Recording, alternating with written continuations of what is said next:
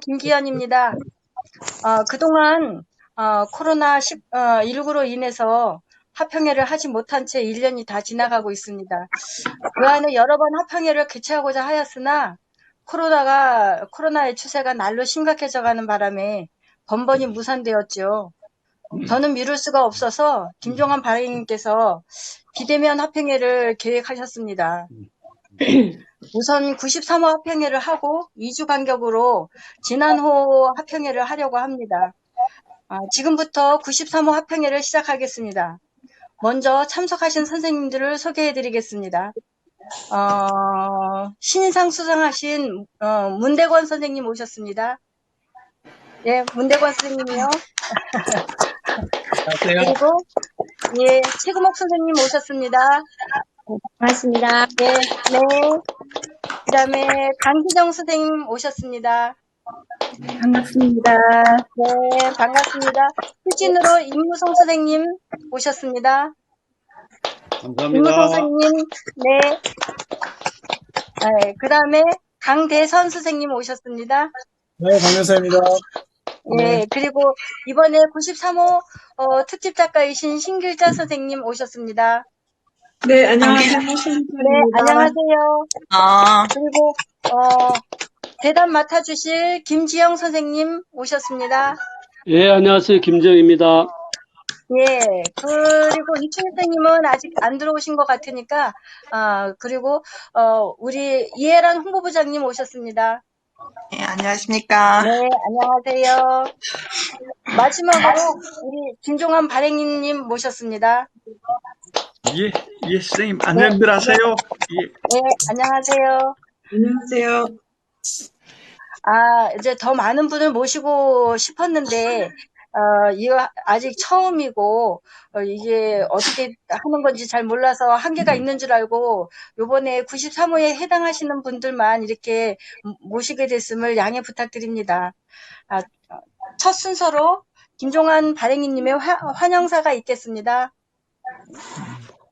우리가 1년 동안 완전히 활동이 중지돼 있었어요. 그러니까 우리들은 모임이라는 게 이렇게 만나야 이렇게 정이 드는 건데 우선은 만나지 못함으로 말미암아 많이 의기소침했습니다. 그래서 이런 식으로라도 우리가 만나보고 서로가 아직은 다 낯선 것이어서 이번에 이게 출연하실 분들만으로 지금 우리가 해보고 이게 지금 녹화를 해서 그 녹화된 것을 지금 유튜브로 한번 쏠려고 합니다. 근데 이제 한 번도 안 해보는 것이어서 오늘 한번 저희가 해보고 많이 서툴기도 할 텐데 자 그러면서 더 깊어지지 않겠는가. 그래서 오늘은 그런 희망을 갖고 여러분을 우선 만나 뵙고 우리가 다시 합평회로 이 만났다는 것이 중요하지 않겠는가. 그렇게 생각합니다. 많은 기대를 갖고 있습니다. 감사합니다. 네. 정말 이렇게 저희가 선생님 말씀대로 저희가 안 뵙다가 이렇게 화면으로라도 뵙게 되니까 너무 반갑고 소중하다고 생각이 됩니다. 첫 순서로 신상을 받으신 분들 소감 말씀을 한번 들어보도록 하겠습니다. 먼저 내 인생의 길모퉁이를 쓰신 문대권 선생님 모시겠습니다. 문대권 선생님 안녕하세요. 모시겠습니다. 반갑습니다. 문대권입니다. 인생의 후반기에 접어들면서 제 삶에 아름다운 신호를 보내준 분이 있었습니다. 클라우디아 수녀와 안나 시인과 권영희 교장 선생님입니다. 온 사람들의 수필 공부 모임이 있는데 동행하지 않겠냐고 운을 띄우기에 저는 기꺼이 하겠다고 했지만은 내가 기본 소양이 갖추었는지 생각하게 되었습니다. 지금까지 글쓰기에는 마음뿐 경험이 없었기 때문입니다. 이런 계기로 에세이스트라는 글밭에 첫 발을 내디뎠습니다. 부산 에세이스트 모임은 천년 약속입니다. 첫 만남이 있었던 날 아늑한 장소와 과분한 환영과 친절한 배려는 저를 가슴 설레게 했습니다. 그러나 3시간 동안 계속되는 합평 시간은 너무나 진지하여서 제가 동행할 수 있을지 사뭇 걱정이 되었습니다. 하지만 주고받는 대화에 정감이 묻어났고 나이도 비슷한 분들이 많아 다소 위안이 되었습니다. 모두들 특정한 분야의 전문가였지만은 그런 내색을 전혀 하지 않아 오랜 연륜을 감춘 나이테처럼 기품이 느껴졌습니다. 그리고 저를 처음 뵙게 된 김종환 지도 교수님께서 칭찬을 해 주셨습니다. 이것이 부산 에세이스트 천년 약속에 참가한 저의 첫 인상입니다. 인생의 황금기를 60대 이후라고 하는 사람이 많습니다. 아름다운 인생 후반기에 좋은 문우들을 만날 수 있게 된 것만으로도 충분히 행복하고 신나는 일입니다. 시작은 미미하나 끝은 창대하리라는 말과 같이 제 인생의 전반기 40년간 교육이라는 삶의 현장에서 경험한 소중한 기억들을 조용히 반추하면서 가보지 못한 새로운 길을 걸음을 내딛게 되었습니다. 이제 걸음마 단계에 있는 저의 글에 등단이라는 네. 이름표를 안녕하세요. 달아주신 예, 예. 심사위원과 관계자 여러분께 감사의 인사를 드립니다. 그리고 깊은 애정으로 지도해 주신 김종환 지도 교수님, 심사평을 해주신 정성윤 선생님, 부산 천년약소 조광현 회장님, 김종길 본무님과 회원님들 다시 한번 감사의 마음을 전합니다. 숲비를 통해서 즐거움을 찾고 싶어하는 작은 몸짓에 여러분들의 기본적인 충고를 부탁드립니다. 감사합니다. 네. 네, 말씀 잘 들었습니다. 정말 저희가 살아오는 동안 모퉁이를 많이 돌아왔죠. 아, 이춘희 선생님 지금 들어오셨죠? 네, 이춘희 선생님, 들어왔습니다. 네, 네, 안녕하세요. 안녕하세요. 네, 제가 좀 늦었네요. 지각인가요? 네, 다음 순서 진행하겠습니다. 아, 다음은 둥지를 쓰신 최구목 선생님 말씀 듣겠습니다. 네, 안녕하세요. 저는 이번에 그 에세이스트 93호에 신상 받은 최금옥입니다. 저는 사실은 창원입니다. 아주 멀리서 서울까지 이렇게 날아가게 됐는데요. 제가 사실은 신인상이라는 그런 어떤 상을 받게 되었을 때 제가 연락을 받았을 때가 저 멀리 섬나라 제주도에 있을 때 제가 받았거든요. 그래서 그때도 엄청나게 떨렸지만 지금 역시도 너무너무 떨려가지고 정말 예, 그때 그 감정이 오롯이 지금 다시 정말 밑에서 이렇게 차오르는 그런 어떤 느낌입니다. 근데 이제 정말 돌아오지 못하는 그런 어떤 꿈을 건너버렸나라는 생각에 참 많은 깊은 고민도 해보고 한동안 이거 어떻게 헤쳐나가지라는 그런 어떤 돌파구를 제 나름대로 막 흰종이에 이렇게 쓰면 헤쳐나갈 수 있겠지 하는 그런 어떤 생각으로 참 많은 고민을 했습니다.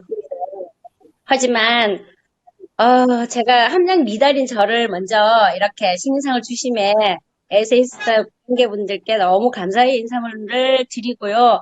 그리고 제가 수필에 발을 들여놓게끔 저를 이끌어주신 백남호 수필교실 백남호 교수님께 저거 먼저 감사의 인사를 드리고요. 그리고 제가 이렇게 신인상에 당선되어서, 청원해주신, 우리 선생님께도 너무너무 감사의 말씀을 드립니다.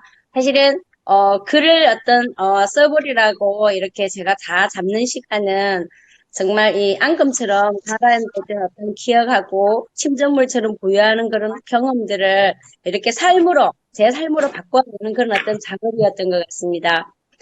그래서 이것은 잠자는 저의 의식을 일깨우는 그런 일이었고, 또 저를 찾아 헤매는 그런 일이었던 것 같아요. 그래서 분명히 거부할 수 없는 그런 힘에 매달려가지고, 저도 모르게 그 힘종이를 이렇게 끌어당겨야만 하는 그런 일이었던 것 같습니다. 그래서 제 나름대로는 아주, 담담하게 풀어내기만 하면 그런 되는 줄 알았는데, 사실은 그런 예상은 빗나갔던 것 같습니다. 거기에 색도 먹어야 하고, 동영상도 장착해야 하고, 또 배경음악을 깔아가지고, 해야 됐었던 거예요. 그래서 스트레스였지만 정말 지금 작업 중이야, 작업 중. 네? 네, 해서 정말 아주 저는 저 화상 연습이라고. 치유의 그런 눈물을 흘릴지도 모른다라는 생각에 이 글을 써보겠다는 마음을 먹었던 것 같습니다. 그래서 저처럼 그때 눈이 이제 멀어가지고 아주 지독한 사랑하리를 하는 사람이 더 생겨나기를 바라는 마음에서 저는 시작을 했습니다. 그래서 그냥 사실은 좋다 그냥 이렇게 뭐 블로그만 있을 걸 하는 생각도 사실은 많이 했었습니다. 네, 어쨌든 저는 이 길을 걸어서 이제 글쟁이로서 제가 하기로 한 이상은 정말 행복을 또 다른 길을 제가 경험을 하러 들어갔기 때문에 정말 제가 그림을 그려야 되겠다, 행복한 그림을 그려야 되겠다라는 생각을 하고 있습니다.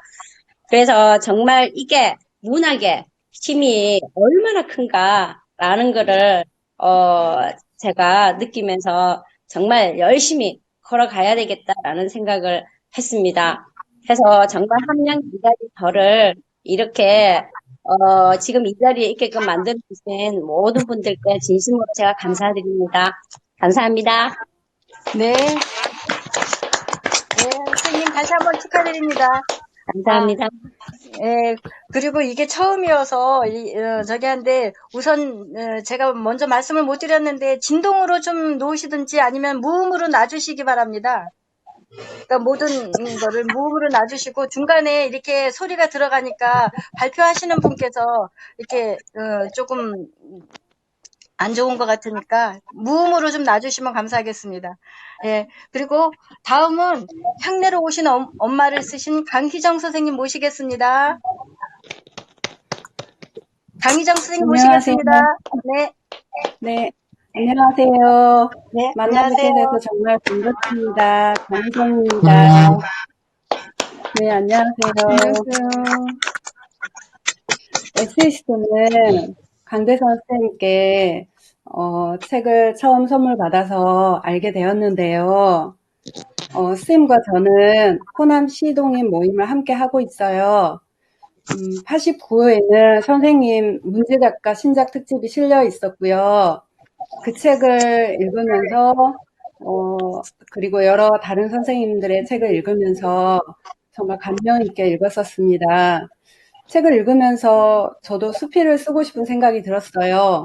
그래서 막상 수필을 쓰려고 하니까 무엇을 어떻게 써야 하나 싶은 막연한 생각도 들었고, 그렇지만 이제 에세이스트 당선 소감문과 당선 글에서도 말씀드렸듯이 향내로우신 엄마는 제가 글을 쓰게 되는 강력한 원동력이 되었어요.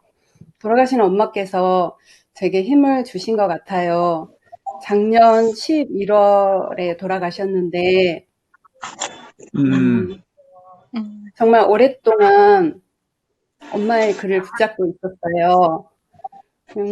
쓰면서는 엄청 눈물이 났고 수정하면서 내내 울었었는데 막상 이번에 에세이스트 책을 겪고서 제 글을 읽으면서 담담하게 읽을 수 있었어요. 근데 제 글을 심사평 해주신 분의 글을 읽고 정말 눈물이 주체할 수 없고 그러더라고요.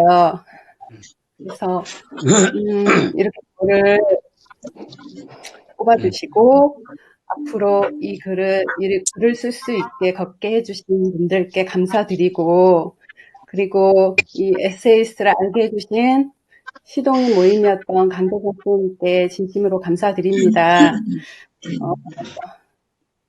에세이스트 함께 할 수 있게 돼서 정말 깊이 감사드립니다. 네, 감사합니다. 반갑습니다. 반갑습니다. 감사합니다. 아, 네. 저도 선생님 글 읽으면서 저도 엄마 생각이 많이 났고, 엄마가 많이 보고 싶었습니다. 네, 다시 한번 세 분 선생님, 이렇게 신인상 받으신 세 분 선생님 축하드립니다. 박수 한번 보내주십시오. 감사합니다. 다음은 필진 두 분을 모셨는데요.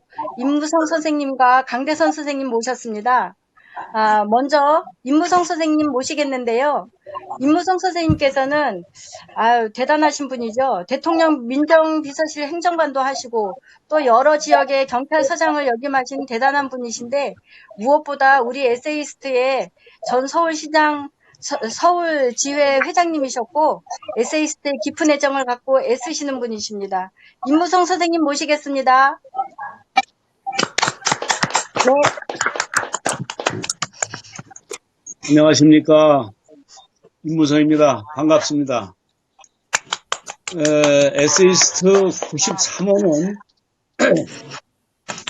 에세이스트 93호는 우리 작가의 이사님들과 모든 회원님들에게 아주 특별한 호로 기억될 것 같습니다. 93호 편집 과정에서 보여준 그 이사님들의 에세이스트 사랑은 상상을 넘을 정도로 뜨거웠습니다. 그래서 저는 93호 52명 필진의 한 사람으로 참여할 수 있게 된 데 대해서 대단히 감사드리고 있습니다. 화평회를 온라인으로 여는 변화도 큰 의미가 있다고 생각합니다. 저는 93호의 AI 시대의 수필에 대해서 생각해보자는 내용의 작품을 실었습니다. 온라인 화평회도 이와 무관치 않다고 생각합니다. 이렇게 화상을 통해서라도 작가님들을 뵙게 돼서 기쁩니다.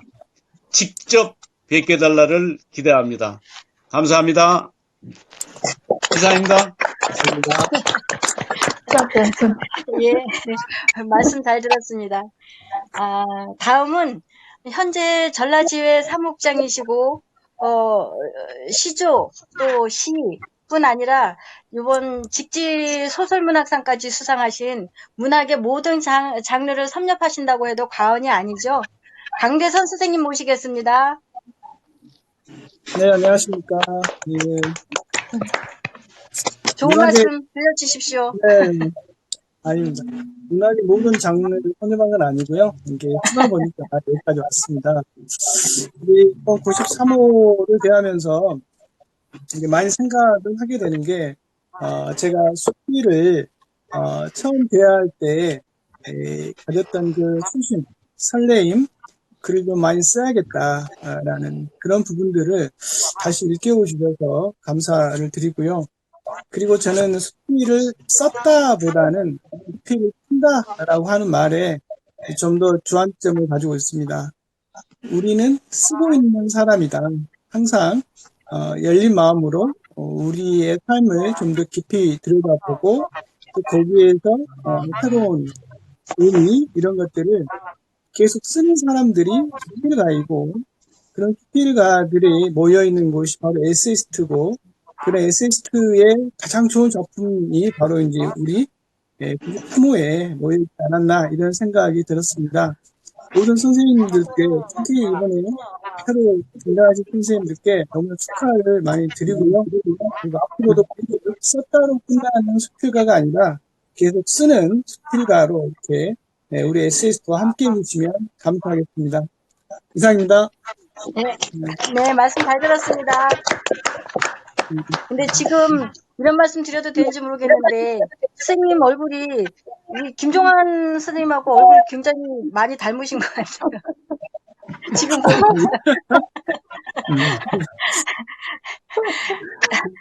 감사합니다.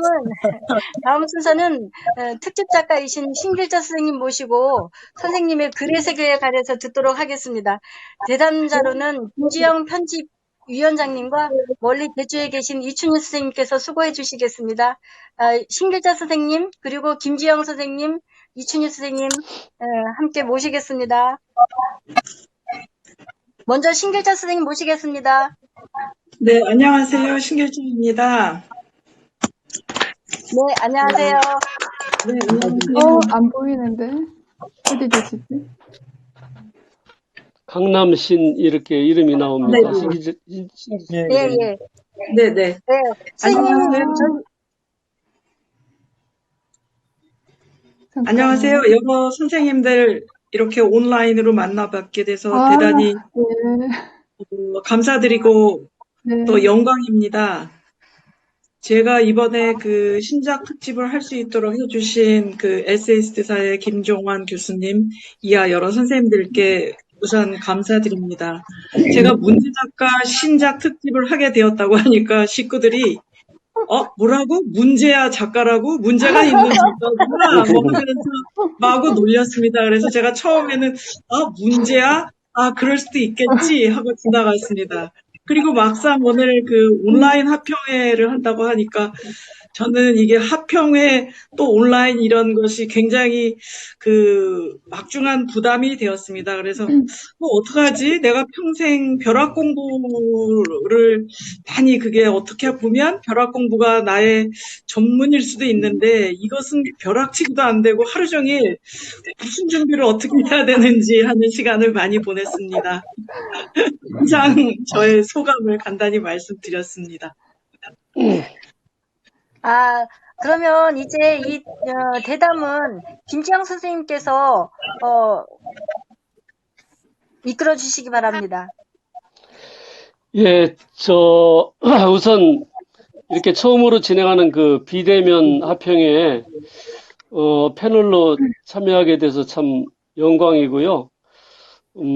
신길자 교수님 작품을 갖다가 요 며칠 동안 여러 번 읽어보았습니다. 제가 느낀 감흥을 먼저 좀 말씀을 드리면은 선생님의 글이 참 좋고 또 선생님은 글을 참 잘 쓰시는 분이라는 그런 생각이 들었습니다. 작품 하나하나마다 훌륭하고 아주 선생님의 섬세한 감정이 잘 나타나 있어서 글이 지루하지 않고 무척 재미있게 느꼈습니다. 제가 생각하는 선생님은 아주 선천적으로 뛰어난 감성을 지니신 분이고 그 감성을 잘 이끌어 나가는 그런 능력을 지니신 분 같아요. 저하고 오늘 그 이춘희 선생님하고 이제 패널인데, 제가 먼저 말을 꺼냈으니까 제가 질문을 드리고 또 답변하시면은 또 그 다음에 이춘희 선생님께서 또 이렇게 질문을 갖다 하시는 이런 방법으로 진행을 갖다 했으면 좋겠습니다. 저는 선생님이 글을 읽으면서 특히 좋았던 것은요, 선생님의 그 작품에는 많은 동물과 그 식물이 그 등장을 하는데요. 저에게는 이러한 취향이 너무나 좋게 느껴졌습니다. 왜냐하면은 저 역시 동물과 꽃을 아주 너무 좋아하기 때문입니다. 어린 시절 선생님 집에는 목단이며 작약, 붓꽃, 채송화, 맨드라미, 봉선화가 만발하고 또 어머니께서 그 봉숭아물을 이렇게 드려주시곤 했더라고요. 제가 첫 번째 질문인데요. 아주 편안한 질문을 갖다 처음에 드리겠습니다. 이러한 어린 시절의 추억들이 선생님의 그 정서에 어떠한 영향을 미쳤는지 궁금합니다. 선생님, 거기에 대해서 좀 말씀해 주시면 고맙겠습니다. 네, 김 선생님, 우선 그 처음에 과찬의 말씀 너무 감사드리고 많은 힘과 격려가 되었습니다. 우선 제가 이제 그 글에 나의 에덴 동산 거기에서 쓴 글은 저희 집 바깥에 있는 그런 그 식물들 또는 여러 가지 꽃들을 썼습니다. 근데 저는 저희 집안에서는 마찬가지로 아버지가 새도 좋아하셔가지고 카나리아를 비롯해서 여러 가지 새들도 많았고요. 또 붕어도 많았고 강아지들도 실내에서 한 10마리 정도 같이 키우는, 어떻게 보면 모든 자연계에 있는 모든 동물과 식물과 모든 것들, 또 가족들이 같이 지내는 그런 경험을 하였습니다. 그래서 저는 이런 모든 경험을 통해서 인간이 하는 언어뿐만이 아니라 우리는 모두 이 세상에 살고 있는 한 가족이고, 그 다음에 서로 존중하고 말로 통하지 않는 어떤 부분을 서로 교감하려는 그런 분위기가 자연히 생성되었던 것 같습니다. 그리고 예, 그다음에 예. 이제 그 어머니 아버지는 제가 이제 생각하기에 여러 가지 인생 길의 기초를 놓아주시고 모든 것을 안내해 주신 가장 제가 좋아하고 친절한 선생님이라는 생각이 점점 날이 갈수록 그런 생각이 듭니다.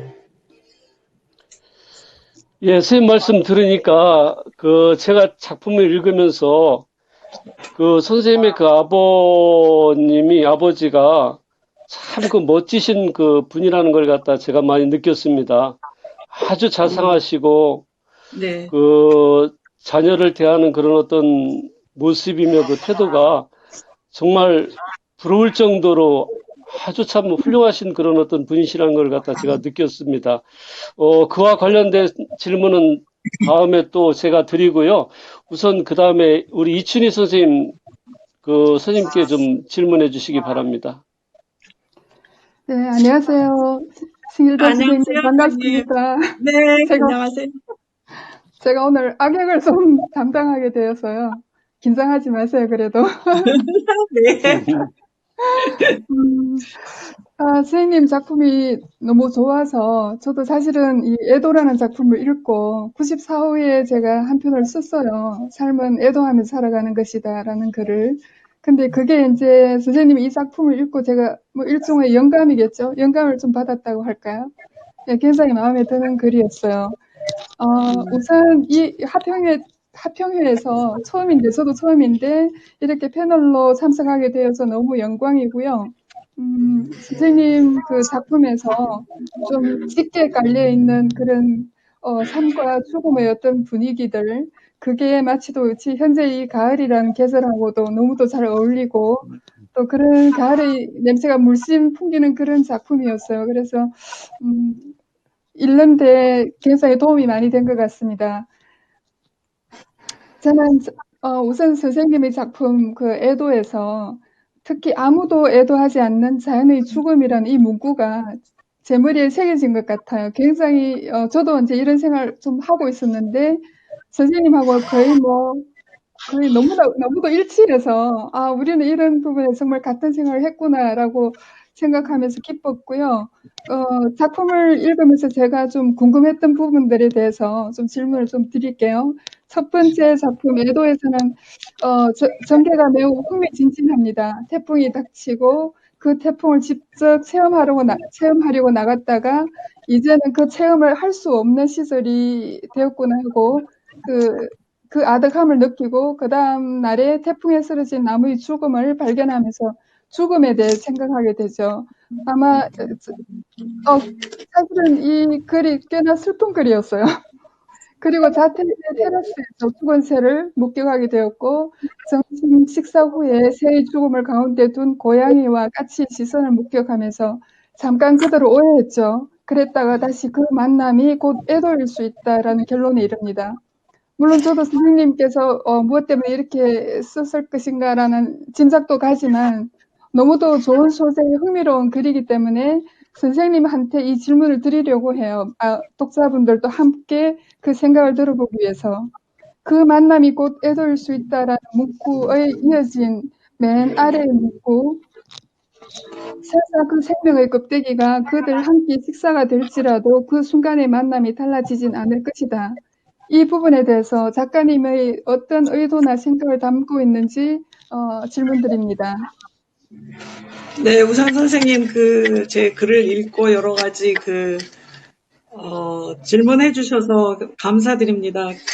제가 생각하는 그것은 사실 저의 직업의 특성상 죽음이 굉장히 가까이에 있었습니다. 그래서 실제로 예를 들면 제가 처음 이제 의사의 길로 들어선 인턴 때 응급실 당직을 했는데 그때 한번 트럭 교통사고가 났었습니다. 그래서 트럭을 운전하시던 분은 사망하셨지만 그 옆에 계신 분, 조수석에 앉으셨던 분은 정말 한 군데도 다친 적이 없었던 그런 것을 쭉 생각을 해왔고, 두 번째는 이제 제가 레지던트 때 비가 많이 내리는 여름날 밤이었습니다. 그때 당직을 하면서 중환자실에 계신 분, 또 일반 병실에 계신 분, 세 분의 죽음, 이런 것을 쭉 하면서 항상 죽음은 또 더군다나 제가 전공한 것이 심장이기 때문에 항상 죽음과 가깝게 있었습니다. 그래서 그런지 몰라도 저는 이런 주검 또는 장례식, 장례차, 이런 차를 만나면 항상 돌아가신 분이 한 번도 뵌 적도 없지만 그분들의 영혼 명복을 빌면서 또 남아 계시는 여러 가족들의 위로를 마음속으로 굉장히 빌었습니다. 그래서 만남 자체가 자연의 무수한 이 자연 속에 죽음을 맞는 모든 생물체들이 우리가 만났던 안 만났던 항상 우리와 같이 생활하고 있다는 점에서 만남 이 자체가 우리가 애도일 것이다. 그 다음에 이런 우리가 무수한 죽음들은 사실 아무도 슬퍼하거나 그냥 자연 그대로 우리가 정말 세월 시간의 흐름을 따라서 흘러가는 그런 순환의 시간을 가는 것이 아닌가, 그런 생각들을 하면서 이 글을 쓰게 되었습니다. 네, 충분히 이해했습니다. 저도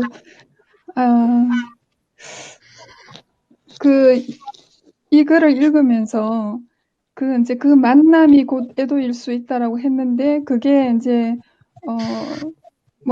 모든 존재와 만나는 순간은 어차피 생명이 유한한 것이기 때문에 언제나 그게 또 네. 마지막 만남이 될 수도 있고요. 그래서 네, 항상 그렇게 쓰신 것 같아요. 네. 이해됐습니다. 네. 그 다음 질문은 김지현 선생님께서 해주시는 거죠? 예, 지금 이춘희 선생님 좋은 질문 해주셨는데요. 저도 애도라고 하는 선생님의 글을 갖다 접하면서 거기 이제 죽음과 관련된 많은 그런 어떤 상황들이 펼쳐지더라고요. 그래서 저는 문득 이런 생각을 좀 하기도 했어요. 작품에 여러 번 등장하는 삶과 죽음과 관련된 이런 장면들이 혹시 어린 시절부터 천식을 이제 선생님께서 이제 알았다고 이제 작품을 통해서 제가 알고 있거든요. 천식을 앓는 등 허약한 그런 어떤 체질 탓이 아닌가 하는 그런 생각을 갖다 하기도 했는데요. 이런 어떤 사물에 대한 어떤 죽음에 대한 생각들이 그런 것과도 좀 관련이 혹 있을까 하는 그런 어떤 궁금증이 들기도 했습니다. 그런 것은 아닐까요? 선생님 생각은 어떠신지요? 천식은 사실은 어려서 그냥 알았고 또 힘들었고 했지만 그때는 이렇게 죽음을 생각할 그런 나이는 아니었던 것 같고요. 물론 그것도 한 요소가 됐을 수 있고, 저희 직업에서 정말 무수한 죽음들, 또 환자들의 마지막 곁을 지키는 그런 죽음들, 이런 것들이 아마 조금 더 영향을 미치지 않았나 그런 생각입니다. 예. 그리고 또 저는 이제 선생님의 작품을 갖다 이렇게 제가 보면서 아까도 얼핏 좀 말씀을 드렸는데 아버지가 참 멋지신 그런 분이십니다. 이제 일례를 갖다 제가 이제 작품을 통해서 이제 들어보게 되면은 선생님의 그 아버님께서 그 사냥을 좋아하셨잖아요. 네네.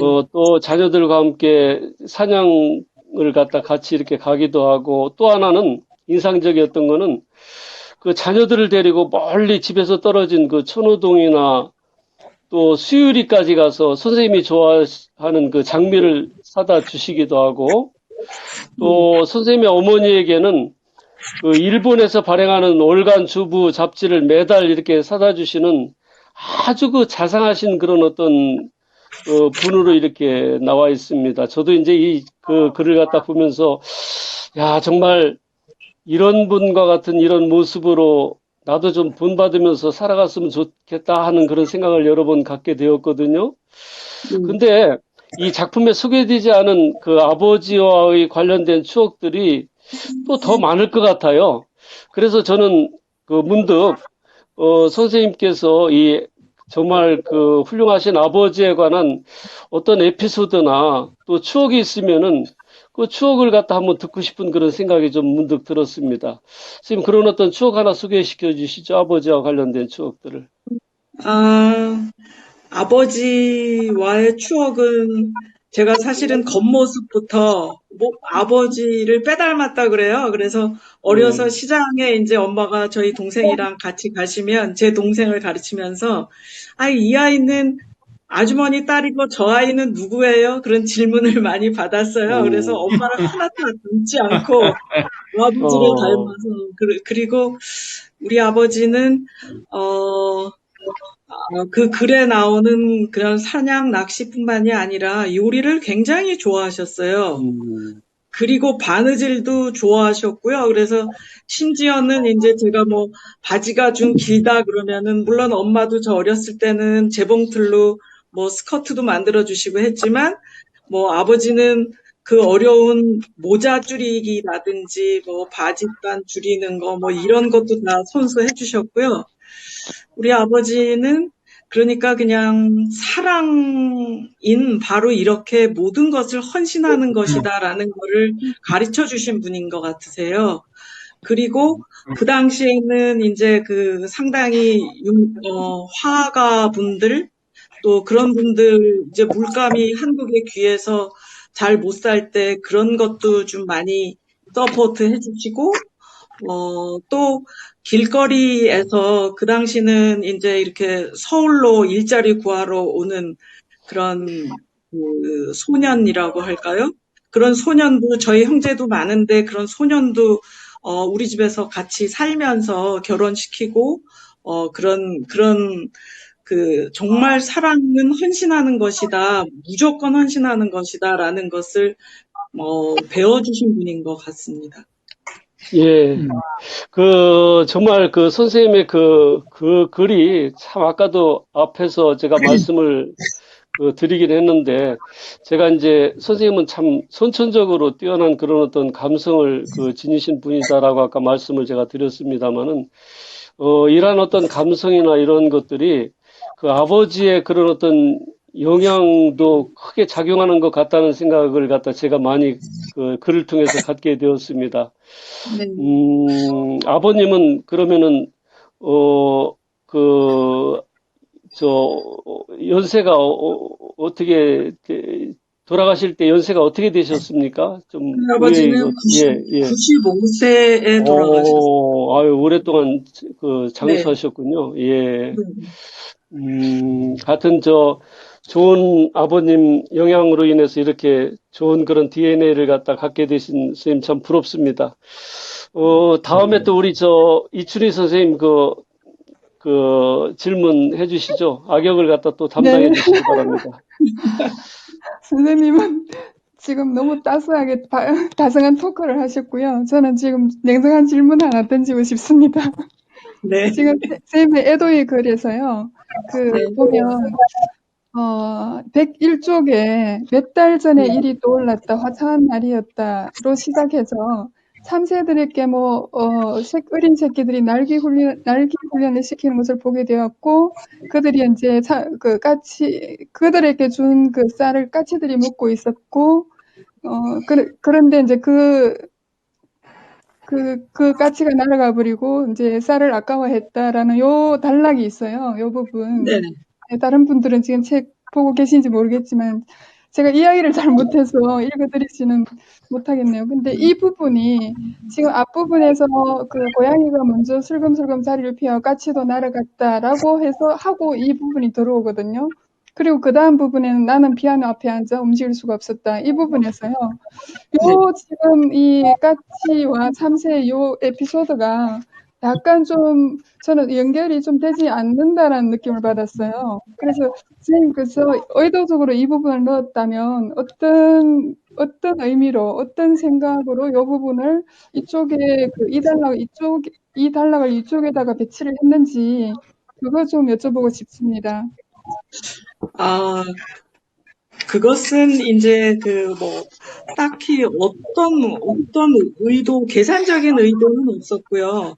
그러니까 저희가 만난 것이 이제 까치하고 고양이하고 새의 죽음, 그리고 나 이렇게 만났는데 이제 제가 이런 모든 것들이 분명히 쟤는 저걸 먹으려고 했을 거야라고 먼저 생각했던 것에 대한 그런 미안한 마음이 있었습니다. 그리고 제가 얼마나 이렇게 옹졸하냐면 사실 자연계에 있는 모든 것들은 정말 모든 생물체를 위해서 있는 건데 제가 정말 쌀 하나 주고 그렇게 아까워한 내가 얼마나 옹졸한 인간이었나 하는 그런 게 너무 세서 아마 이런 연관관계에 이 강한 인상이 있었던 것을 거기에 넣지 않았나 하는 생각이 들고요. 딱히 어떤 의도였나 이런 거 그런 거는 지금 거꾸로 생각하면 크게 없었던 것 같습니다. 예, 그러면 이거는 어떤 아주 자연스러운 어떤 의식의 흐름대로 쓰신 것 같아요. 근데 이제 네네. 저는 독자의 입장에서 봤을 때, 요 부분이 만약 그냥 빼고 그 뒤에 네. 마지막 단락하고 이어졌다면 그 네. 간결하게 이 주제가 확연하게 드러나지 않았을까 하는 생각이 조금 들어서 네, 감사합니다. 저라면 이 부분을 뺐을 것 같다라는 생각이 들어서 말씀드렸고요. 네, 감사합니다. 두 번째 질문 제가 드릴게요. 네. 그 작품 고도관 섬들의 독백에서 제일 첫 번째 단락, 이제 남편이 이제 술을 마시고 들어오셔가지고 눈물을 떨고 있다. 이 부분이 있습니다. 네. 저는, 보통 이제 문장의 도입부에 도입부가 사실은 좀 임팩트가 있잖아요. 물론 저는 이제 글을 쓸 때 첫 번째 문장을 굉장히 중시하다 보니까, 선생님께서 이거를 이제, 눈물을 떨고 있다라고 쓰셨는데, 그 뒷부분에서는 왜서 울었는지 혹은 이 눈물이 어떤 의미가 있었는지 저는 자꾸 의미를 지금 따지게 됩니다. 그래서 이 부분이 조금 이해가 좀 안 됐어요. 그래서 물론 이제 남편이 이제 인생이 고해라고 말하였다라는 부분이 밑에 단락에서 나와 있기 때문에 혹시 그게 답일 수도 있고 또는 선생님께서 고도관 섬으로서 어떤 부부 사이를 표현하고자 한 건가 하는 생각도 들었어요. 왜냐면 이게 저는 제가 아는 만큼 보이고 제 마음에 있는 부분을 상대방한테 투영해서 보기 때문에 이제 이런 부분을 말씀하신 건가 하는 생각도 들었고 만약 그렇다고 하면 인생은 고해라고 생각하세요. 33년 만에 되물음. 이 구슬이 어떤 의미를 함축하고 있는지 작가님이 깊은 생각을 좀 듣고 싶습니다. 네, 선생님, 좋은 질문과 지적 감사드립니다. 근데 눈물을 떨고 왔다 하는 것은 이제 그 당시에 말하자면 정말 아주 신혼 초기에 남편이 울었다 할 때 그 의미를 지금도 생각해도 잘 모르겠어요. 왜 울었는지. 그 이유에 대해서는 잘 모르겠지만 그 사건이 저한테는 굉장히 충격적으로 다가왔고 지금까지도 잊혀지지 않는 사건이었습니다. 그래서 그거가 도입부에 눈물을 떨구었다. 그게 그렇게 해서 풀어갔고 배경 설명은 정말 그날 왜 울었는지, 왜 눈물을 흘렸는지 알 수가 없고, 그 다음에 뒤에 한 말로 인생은 고해다. 그런 말을 했는데, 지금 보면 우리 인생이 상당히 헤쳐나가기가 어렵죠. 상당히 어렵고, 어렵지만 그 많은 그 수많은 과거, 현재, 미래 중에 지금 아직 닥치지도 않은 또 과거에 있었던 모든 것에 얽매여서 지금을 고해처럼 생각하고 있다는 것을 인정하고 앞으로 나가는 시간을 생각하면 조금 더 희망적으로 재미있게 살 수 있지 않을까 하는 생각을 했습니다. 그래서 그 고독한 섬들의 독백 이렇게 해보면 제가 이제 어렸을 때 이렇게 어디를 갈 때 하늘이 굉장히 예뻤습니다. 그래서 그 하늘이 어떤 때 보면 섬이었다는 섬 같은 인상을 받은 적이 있어요. 그래서 보면은 제가 그때는 아마 중고등학생 때 아닐까 했는데 제가 결혼도 안 했는데 저 섬은 내가 살고 아버지는 저 섬에 살면 섬에서 섬을 가려면 어떻게 가나 그런 생각을 혼자 하고 내가 벌써 아버지를 떠난다는 생각을 했는데 아버지가 이 내 마음을 훔쳐서 앓으면 어떡하나 하는 걱정을 한 적이 있어요. 그래서 그런 것들이 아마 다 함축돼서 그런 게 나온 것 같습니다. 혹시 답변이 됐을지 잘 모르겠습니다, 선생님. 네, 이해됐습니다. 저는 또 제가 약간은 오해를 했네요. 두 분 사이가 안 좋으신가? 뭐, 요 정도로. 그게 아니었더니 다행이고요. 너무 재미있습니다. 선생님은 정말 4차원이세요. 네. 제가 좀 심플해가지고.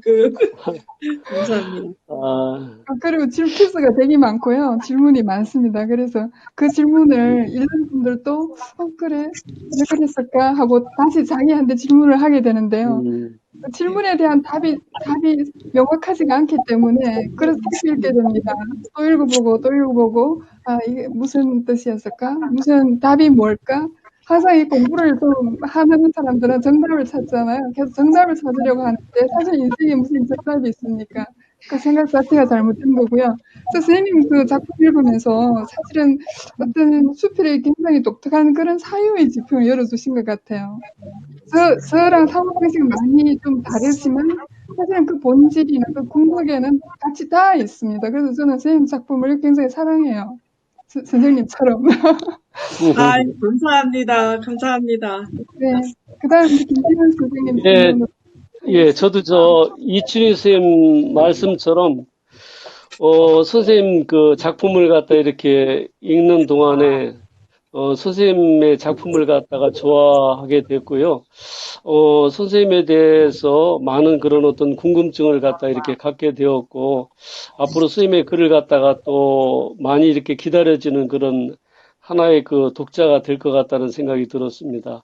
정말 좋은 작품들 많이 이렇게 발표해 주셔서 너무 감사드리고요. 조금 전에 우리 이춘희 선생님 그 질문하고 제 질문이 거의 중복이 되는 질문이 하나 있어요. 뭔가 하면은, 고독한 섬들의 고백 끝부분에 선생님이 남편분에게 인생은 고해라고 생각하세요라고 하는 그렇게 묻는 장면이 있는데 저는 그 선생님께 정말 같은 질문을 드리고 싶었습니다. 그리고 이 질문은 선생님뿐만 아니라 저한테 또 여기에 이렇게 같이 동참하신 여러분들께 한번 정말 이 질문을 갖다 한번 듣고 싶은 생각이 좀 들어요. 뭐냐 하면은 선생님 질문은 인생이 정말 고해라고 생각하세요 하는 이 질문입니다. 인생이 고해라고 생각하세요? 선생님? 일단은 김 선생님 여러 가지 격려해 주셔서 감사드립니다. 그리고 그거가 단답형으로 나오기는 곤란하지만, 예. 네. 그거가 이제 제가 저만의 어떤 비밀의 방이라고나 할까요? 그런 방이 있을 때 거기에 수많은 저의 미천한 경험들이 쌓여서 경험의 밀도가 점점 이제 쌓여갈수록 인생은 참 힘들구나 하는 그런 느낌을 갖습니다만 아까도 말씀드린 것처럼 지금 이 자리에서 제가 처한 거 원 스텝 이렇게 가면서 그거를 즐기면 원래는 고해이나 고해가 아닌 것처럼 딛고 넘어설 수 있지 않을까. 저의 생각은 아직까지는 여기까지인데, 또 다른 경험들이 쌓이면서 어떻게 될지 모르고 선생님 의견을 듣고 싶습니다. 저도. 예, 선생님, 제가 외람된 저 질문을 좀 드리겠는데요. 김종환 선생님, 예. 김종환 선생님, 인생이 고해라고 생각하시나요? 인생은, 인생은 전 고해라고는 생각하지 않는데, 살만한 해요. 예, 살만한데, 이게 재미만 있으면 재미없을 거야. 지루할 거야. 예, 어쩌면 우리한테 역경도 있고, 그걸 헤쳐나가고 하는 그 재미로 우리가 살지, 좋은 것만 있으면 얼마나 지루하겠어요, 이게. 예. 예, 그래서, 살만하다. 사실은, 살만하는 게 아니라 죽어보면, 그것도 죽을만 할 거예요, 이게. 선생님, 저는요, 예. 제일 지금까지 인생을 살면서, 이렇게, 기억나는 것은 제가 가장 힘들게 살았던 그 시절이 아주 가장 생각이 많이 납니다. 임무성 선생님, 인생은 고해라고 생각하세요? 말씀하세요. 예, 인생은 고해라고 생각하시나요? 이게 고해라고 생각하면 고해고, 고해가 아니다. 그러면 고해가 아닌 거기 때문에, 이 사람 마음먹게 달린 게 일체유심조다. 이렇게 생각합니다. 정말 훌륭한 말씀 많이 들었습니다. 강대선 선생님, 네. 인생은 고해라고 생각하십니까? 사람들이 이제 고해가 아니라고 이제 말씀하시는데, 저는 일단 고해라고 생각합니다. 왜냐하면, 인생을 살면서 한 번도 어려움이 닥치지 않는 사람은 없거든요. 모두가 한 번 정도는 인생의 가장 힘든 시기를 겪는데, 그러한 힘듦에 빠져드느냐, 아니면 아까 말씀하신 것처럼 헤쳐가느냐라고 하는 그런 부분인데, 저는 이제 그런 고해의 측면에서 희망이라고 하는 글쓰기가 필요하다, 이런 생각이 들었습니다. 그래서 우리 모두에게 힘든가 역경이 올 텐데, 그런 부분을 어떻게 헤쳐갈 것인가 하는 자세, 이런 부분이 중요하다고 생각합니다. 예. 이해란 선생님.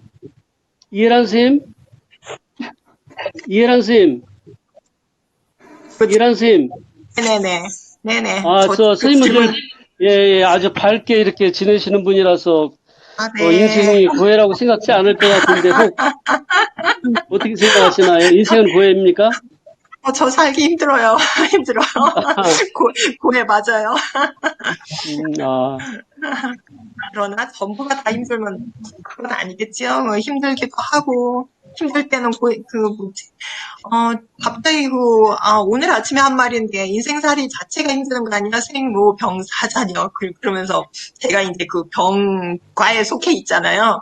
여기도 저기도 자꾸 아프고 이러니까, 이제 그 3단계에 지금 나섰으니까, 전체적으로 봤었을 때는 고해 맞지라는 말을 오늘 아침에 했었거든요. 그것도 딸하고 둘이. 깔깔대면서요. 이렇게 너무 갑자기 진지하게 물으시니까 같은 대답을 해도 갑자기 진지한 느낌이 드는데 뭐 그 와중에 또 재밌는 거 찾아가는 게 인생이겠지요. 예. 제가 이거 우리 신길자 교수님 작품 패널을 갖다 하면서 좀 외람되게 약간 샛길로 이렇게 빠졌는데요. 이런 질문을 갖다 할 수 있게끔 그 동기를 마련해 주신 우리 신길자 교수님께 정말 거듭 감사드리고요. 저는 오늘 이 비대면으로 하는 그 첫 번째 그 대담이라서 요 정도 한 네 가지 정도 이렇게 질문을 갖다 제가 준비를 했어요.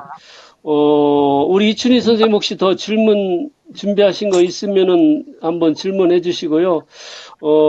그 질문이 만약에 다 마무리가 되면은 이제 비교적 좀 짧은 이런 어떤 순서로 그 대담을 마칠까 하는 생각을 가지고 있습니다. 이춘희 선생님, 네. 우리 신길자 교수님한테 또 질문하실 거 있으면 해주시기 바랍니다.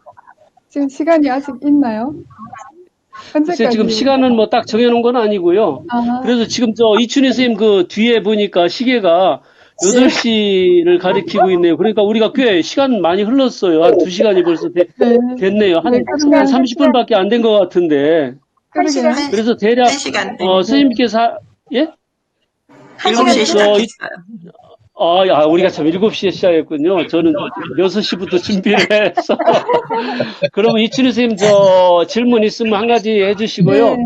이제 한 개만 질문 드리겠습니다. 예. 그리고 이제 마무리를 갖다 좀, 예. 하도록 이렇게 하겠습니다. 예.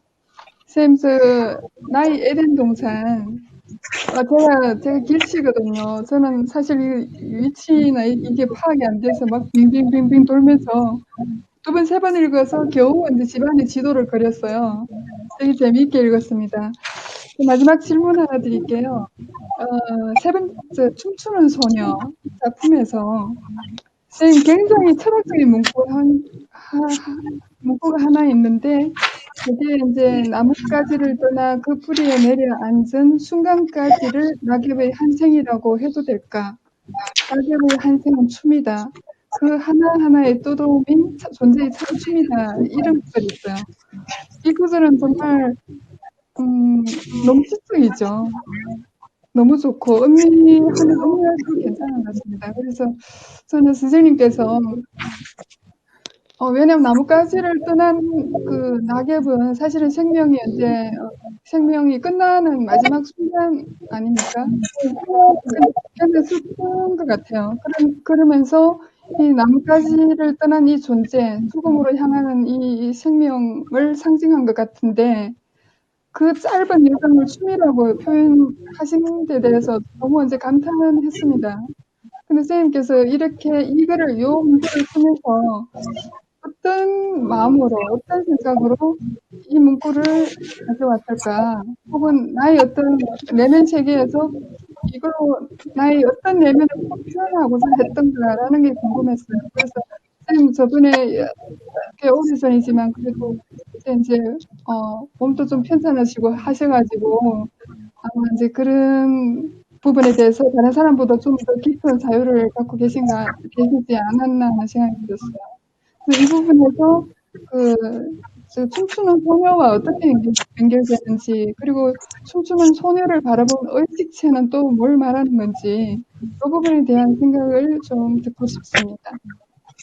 네, 선생님, 좋은 질문 감사드립니다. 또 선생님께서 질문해 주시니까 그동안에 제가 느끼면서 글로는 다 표현하지 못했던 그런 부분을 말씀을 드릴 수 있게 되는 것 같습니다. 제가 생각하는 춤이라는 것은 제가 항상 그 춤에 대해서 굉장히 포지티브한 감정을 갖고 있어요. 예를 들어서 이제 바닷가에 가서 밀려오는 파도를 보면서 거기 서 있으면 그 파도들이 밀려오면서 흰 물결이 같이 물려오고 어깨동무하고 정말 오랫동안 갈치고 같이 그렇게 하지만 또 중간에 헤어져서 다시 만나고 그러면 파도의 물결들이 저에게는 춤으로 다가왔습니다. 그리고 이제 봄바람이 불 때 운동하면서 이렇게 바깥을 내다보면 펜지라든지 데이지라든지 그런 식물들이 바람 때문에 간지럼을 타서 그것을 다 춤이라는 그런 생각이 듭니다. 그리고 아까 나뭇가지가 이제 모든 생물들은 사실은 유한한 것이기 때문에 인간도 마찬가지로 한 단락 한 단락 한 단락 시기 자체가 다 물론 짧게는 죽음이라고 할 수 있지만 전반적인 이런 생물체가 가는 이런 것들은 유기적으로 계속 명멸하는 이런 신호등이나 자동차의 깜빡이들처럼 계속 순환하고 있는 것의 한 과정이 아닌가 그런 생각을 했습니다. 혹시 답변이 됐을지 잘 모르겠습니다, 선생님. 네, 잘 알겠습니다. 네. 예, 끝났고요. 감사합니다. 예, 우리 이춘희 선생님 아주 좋은 질문 감사드리고요. 또 우리 신일자 교수님 아주 훌륭한 답변 너무 감사드립니다. 처음으로 하는 이 비대면 합평회지만은 이 합평회를 갖다 이렇게도 참 할 수가 있구나 하는 그런 어떤 생각을 갖다 하게 되었습니다. 꼭 다른 분들 궁금한 점 있으면 질문을 갖다 해주셔도 되고요. 그러면은, 대담은 요 정도로 이제 마치도록 하고, 우리 사무총장님, 그 다음 네네. 순서 진행해 주시면 고맙겠습니다. 네. 신길자 교수님께 혹시 질문하시고 싶은 다른 분 안 계세요? 뭐 궁금하신 점이나 뭐 듣고 싶으신 말씀 있으시면 말씀하세요. 없으십니까? 네. 그러면은 대담은 이것으로 마치기로 하고요. 항상 보면은 글을 통해서 또 이렇게 신길자 선생님에 대해서 조금은 알게 된 계기가 된 것 같고, 우리 수필 쓰시는 분들, 모든 분들이 글을 통해서 이렇게 또, 내면의 세계라든지 그분의 또 세계관이라든지 이런 거를 또 알게 돼서 참 이렇게 좋은 것 같습니다. 그리고 오늘, 이해란 홍보위원장님 오셨는데요. 이해란 홍보위원장님 한 말씀 하시죠. 이렇게 참 네, 네. 아쉬움 속에서도 이렇게 화상을 통해서나마 이런 그 만남을 가졌다는 게 일단 시험적이었지만 너무 감사하고 반갑고요. 오늘 이렇게 신인상을 받으시고 이렇게 와주신 새롭게 우리 가족이 되어주신 강희전 선생님, 여기 문대건 선생님, 최금목 선생님 반갑고 감사하고 앞으로도 이렇게 좋은 만남이 이어지는 계기가 되는 것 같아서 너무 기쁩니다.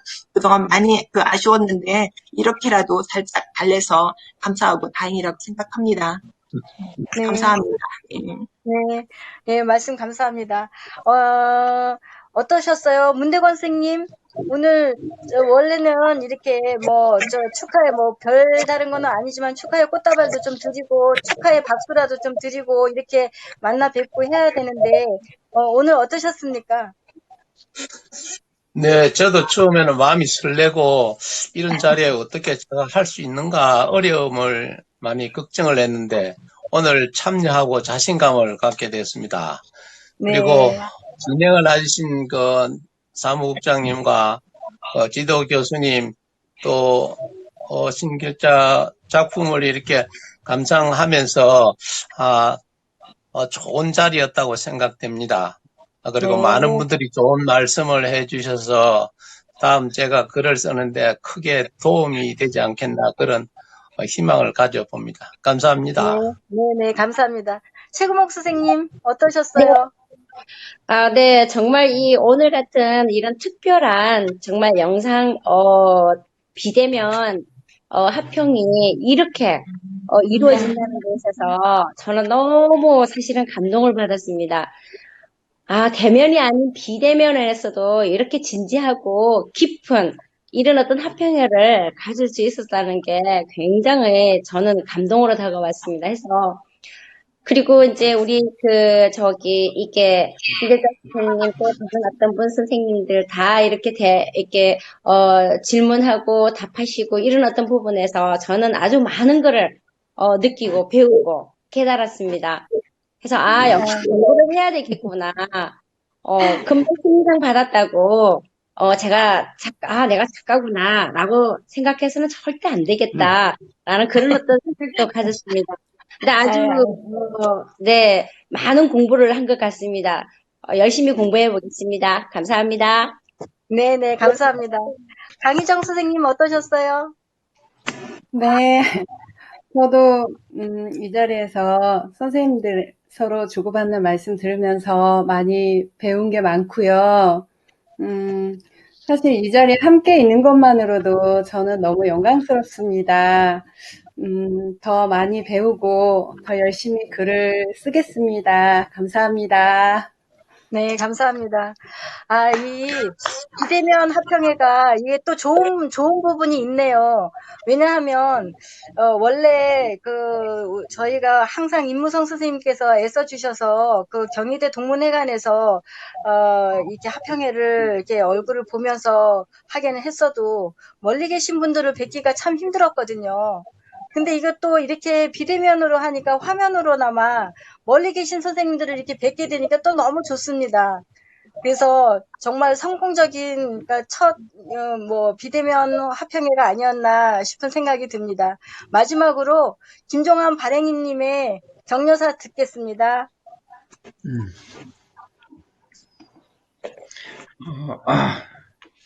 우리가 처음 해보는 건데, 좀 어색은 해도 그렇지만 않네요. 우리가, 그 정도면 그래도 최소한은 하지 않았는가라는 생각도 지금 들고 있습니다. 우리가 이 문학을 한다는 게 이게 답을 찾는 게 아니어서 사실은 문학이라는 것은 끝없는 문제 제기인 거죠. 이제 우리가 신길자 교수님의 글을 놔두고, 자, 우리가 두 분의 패널이 이렇게 날카롭게 질문하시고 답하시고 했는데, 사실은 우리가 그 질문을 하기 위해서 서너 번은 읽어봐야 됐던, 그러니까 읽으면서, 이분의 의도가 무엇이었을까 하는 계속해서 이렇게 문제를 풀어가는 이 과정. 그러니까 문학이라는 게 가장 중요한 것은 뭔가니 내가 답을 주는 게 아니라 사실은 우리는 끝없는 문제를 제기하는 것이라는 것이 가장 중요한 원칙이라는 거죠. 그래서 우리가 만나서 서로 얼굴을 보면서 그 다정한 말 하나가 지나갈 때마다 얼마나 정이 듭니까? 근데 이렇게 비대면으로 한다는 것이 많이 서운하지만 그래도 이렇게 여러분들을 이렇게 뵀다는 것이 참으로 기쁜 일입니다. 그래서 우선 저희가 이제 가장 중요했던 게 저희가 이 문제 작가들의 특집이었는데 이제 신인들의 인사하고 문제 작가들의 이 특집을 중심으로 우리가 안 했던 지금 1년 동안 안 했던 것을 이런 합평회를 2주 간격으로 하려고 합니다. 그래서 다음 2주 후에는 이제 92호 합평회를 할 테니까 그때 또 여러분이 이렇게 참석해 주시고 오늘 했던 것은 우리가 이제 녹화를 한 것을 이것을 그 유튜브 채널로 이제 쏠 생각이에요.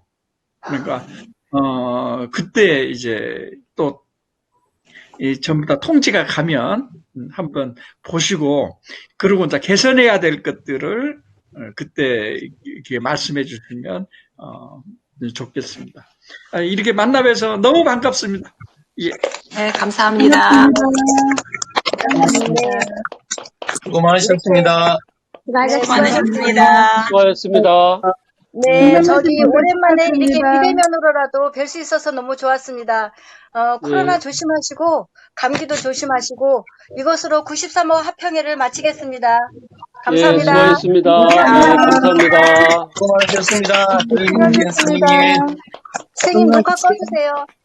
예. 녹화 끄시고 이렇게 이야기를 좀 나누셔도 오라이, 맞아.